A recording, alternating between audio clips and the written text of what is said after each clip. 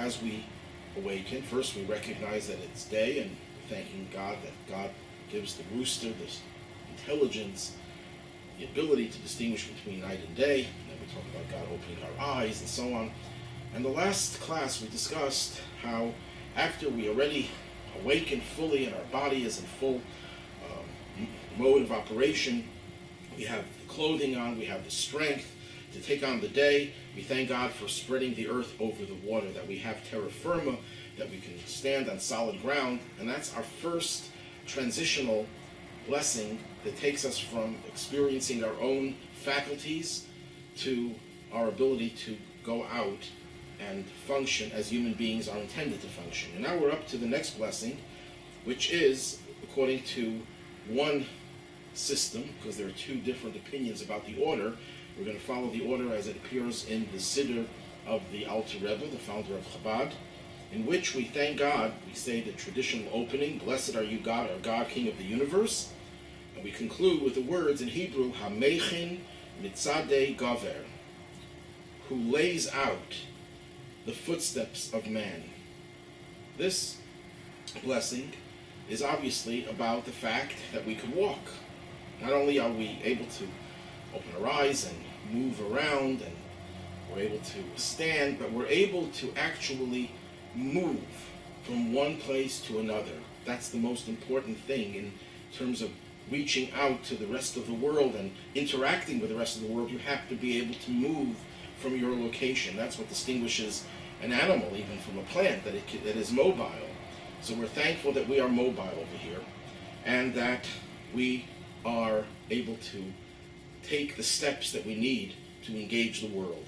Now, this blessing is in some versions placed after the next version, the next blessing I should say, in which we thank God for all of our needs, which refers to our shoes, and we'll get into that when we get to that blessing. But we're following the approach that the first thing, after recognizing that we have solid earth to stand on, we thank God for our ability to be mobile.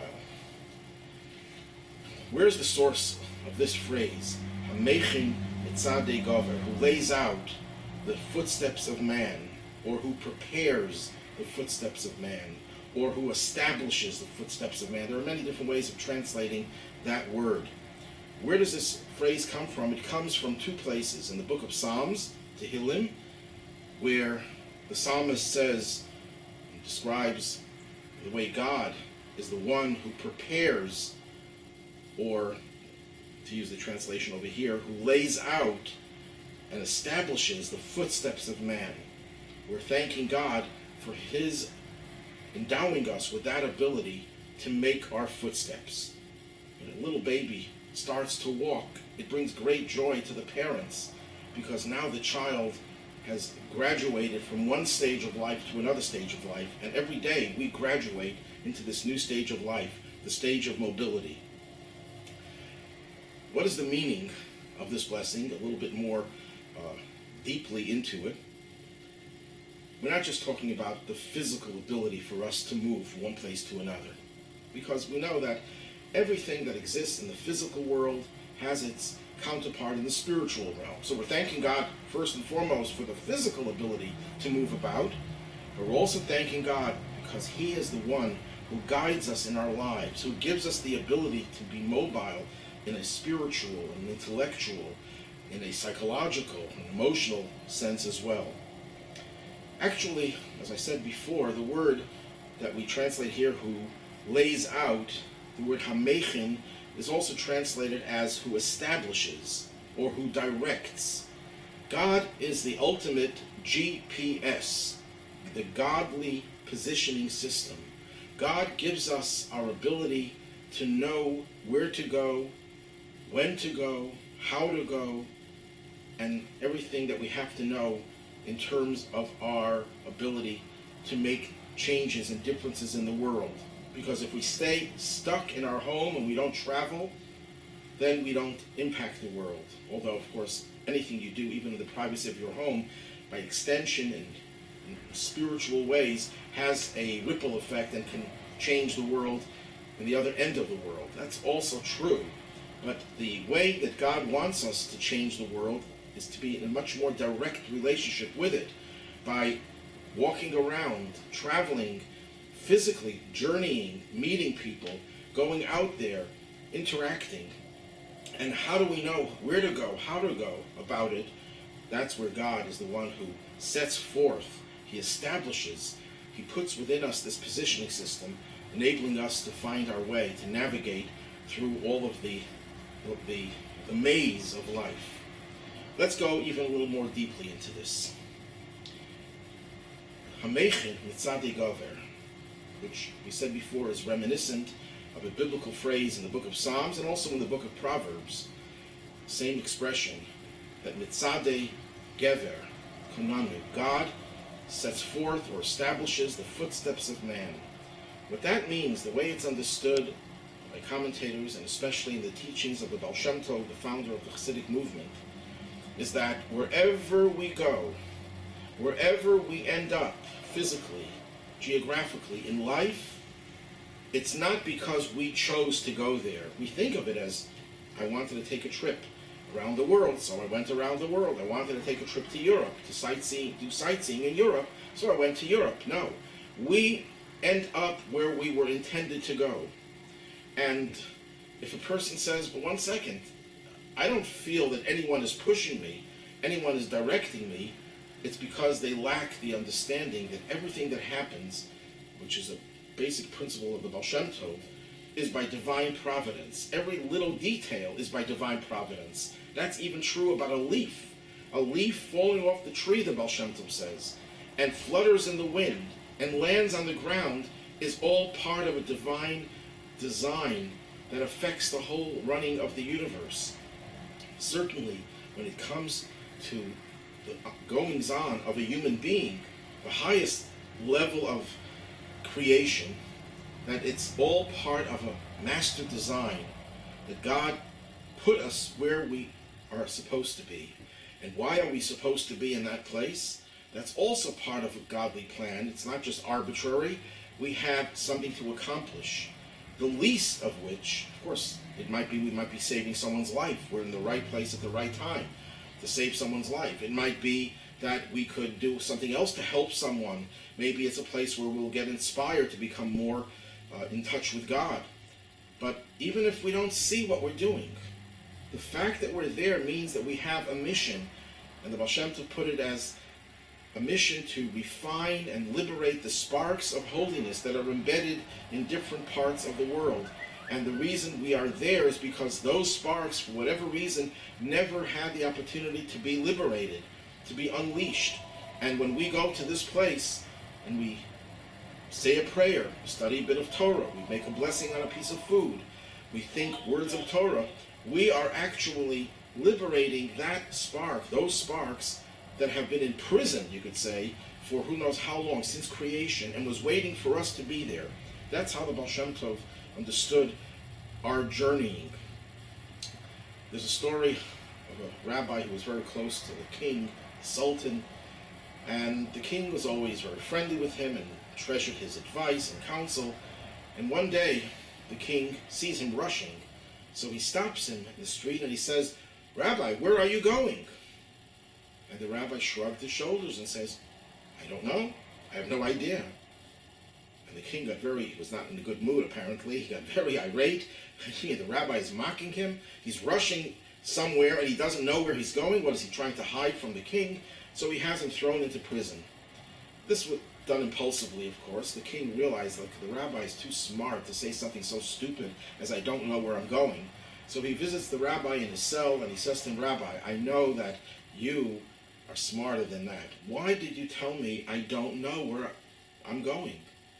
And the rabbi said, "Isn't it obvious that I don't know, that I didn't know? Did I have any idea I would end up in this prison cell? If you would have asked me where I was planning to go, I would have said, I'm planning to go to this and this place. But if you ask me where am I going, that is something only God has the answer to.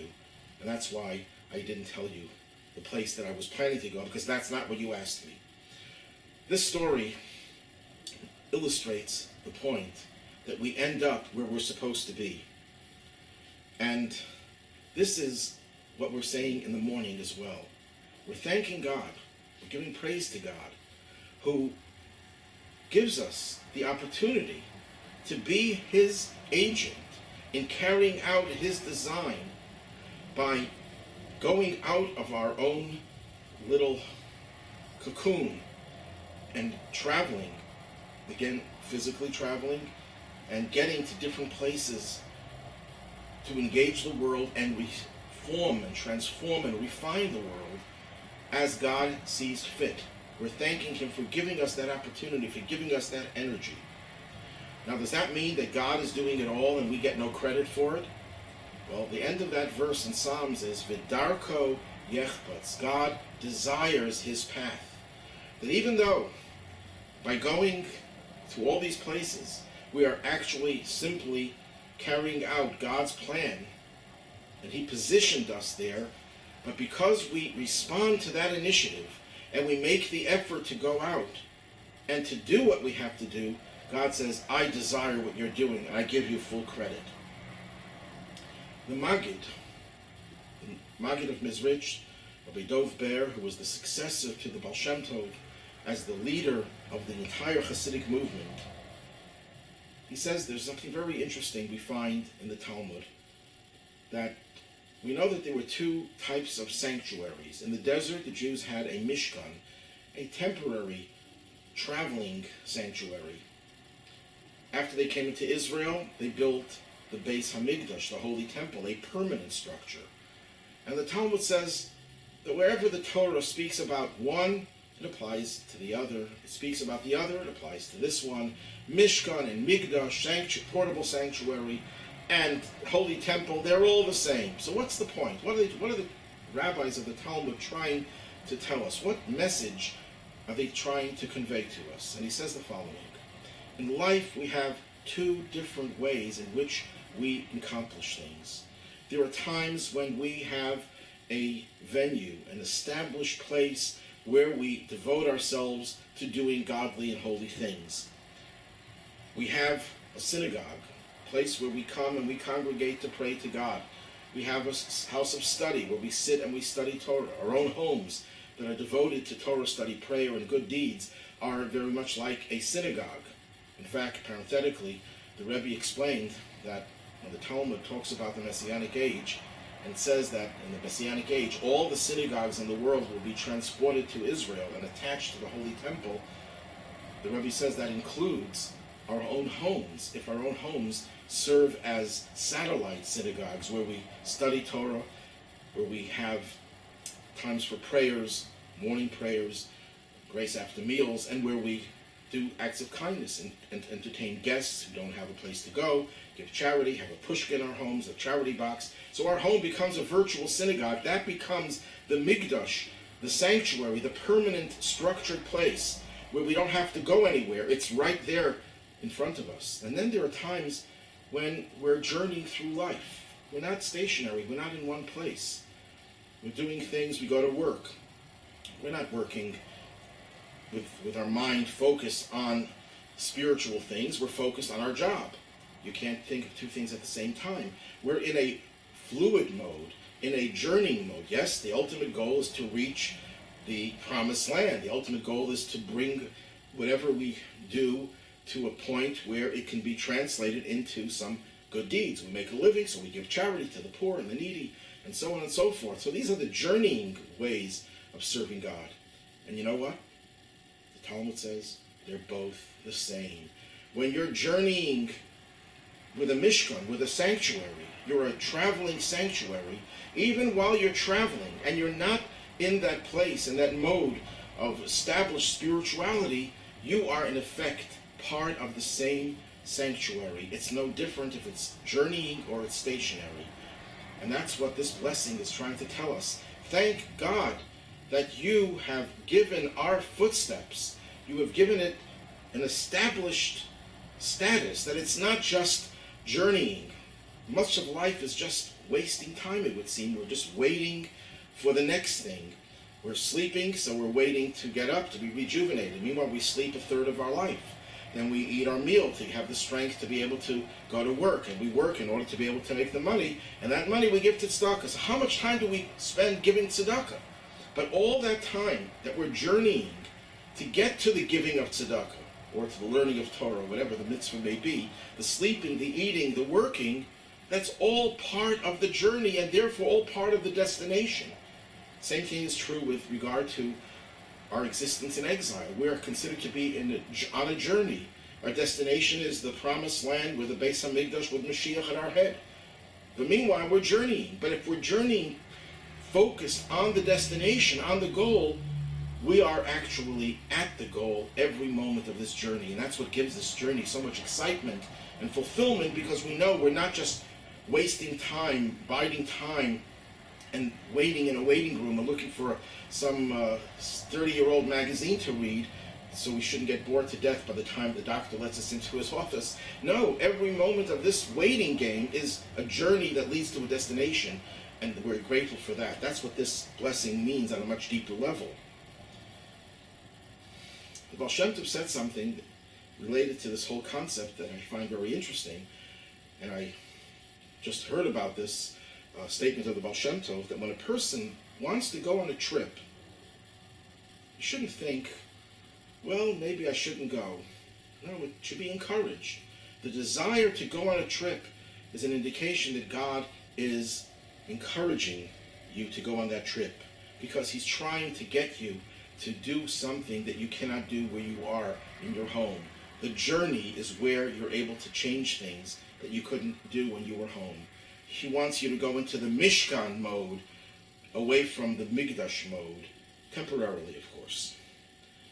I find fascinating and exciting this notion that wherever you go, even when you get lost, there's a purpose and a plan.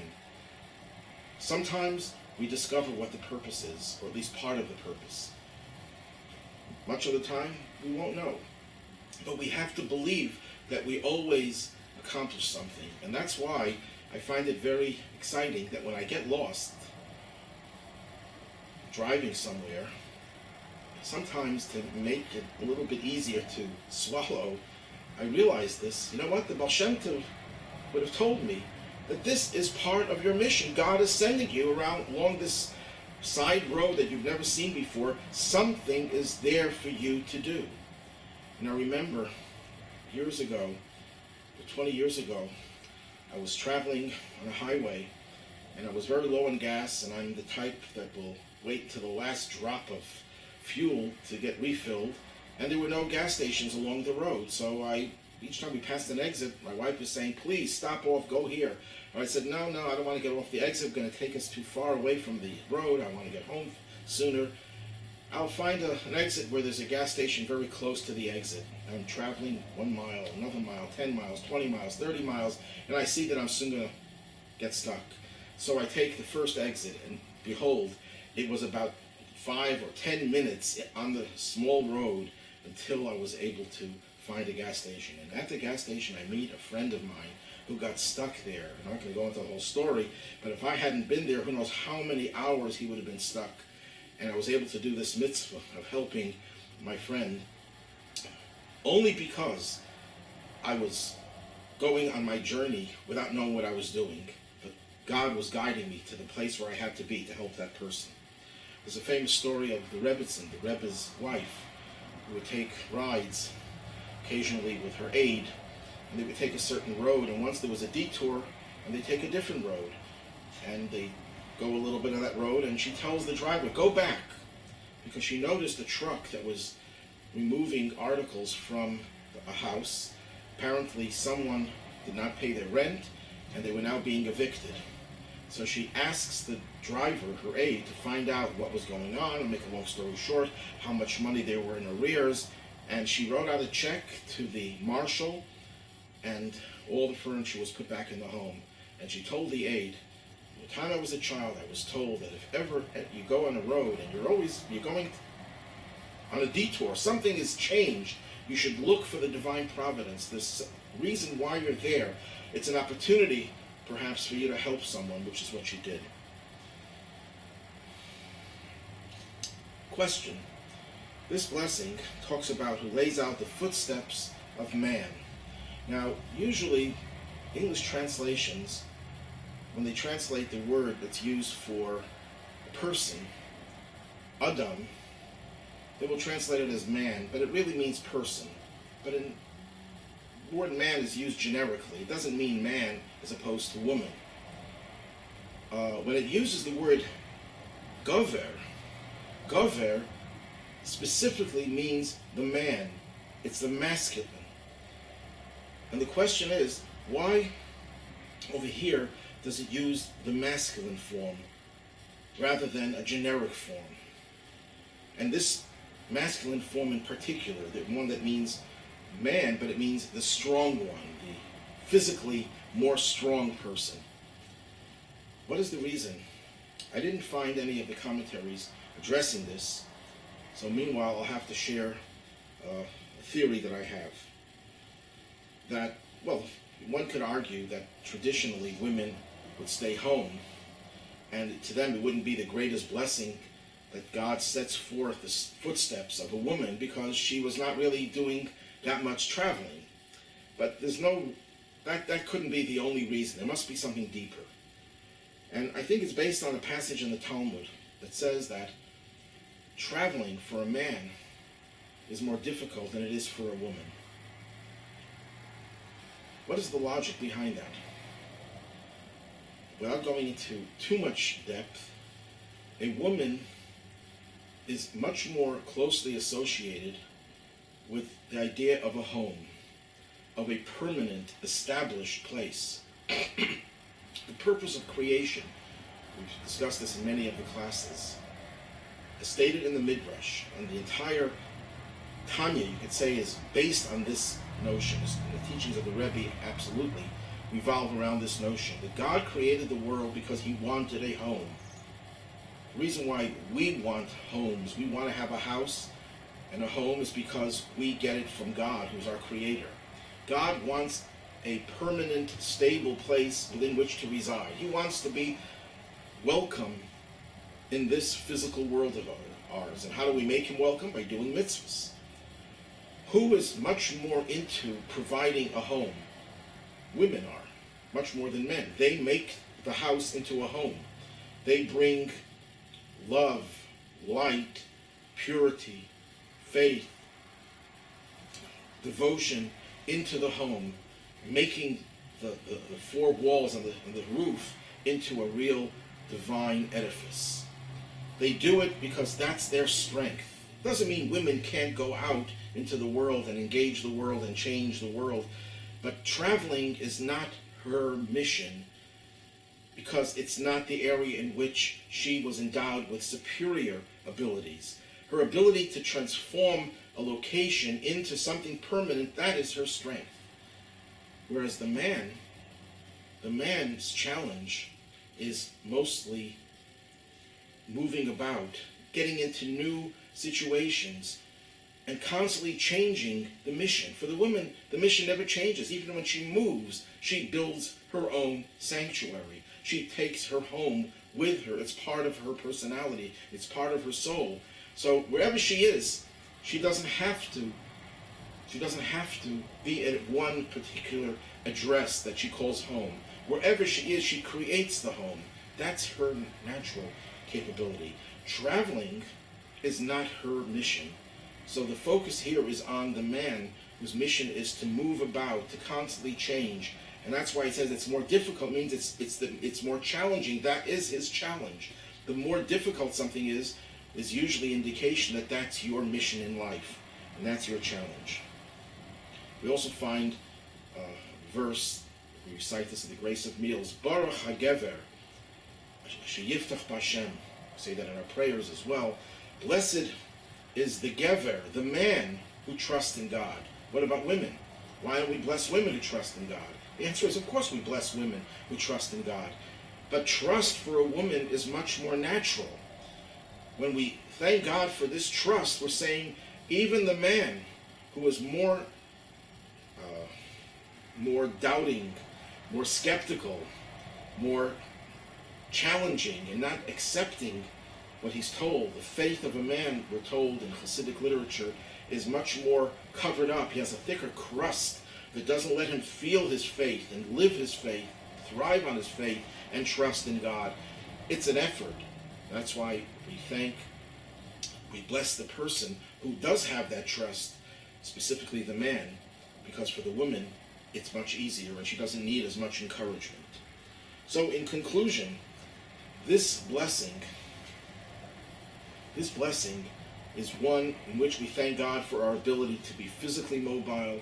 It thanks God for our ability to be spiritually mobile and to endow every bit of our travel, every movement that we make in life with meaning and significance that is commensurate with and consistent with God's plan and God's positioning system. God willing, next week we will go to the next blessing, which in some Siddurim and some prayer books is actually the one before the one we have today, and we'll discuss why there are two different versions as to the order of these blessings. Meanwhile, have a good evening, and we hope you'll tune in again next week.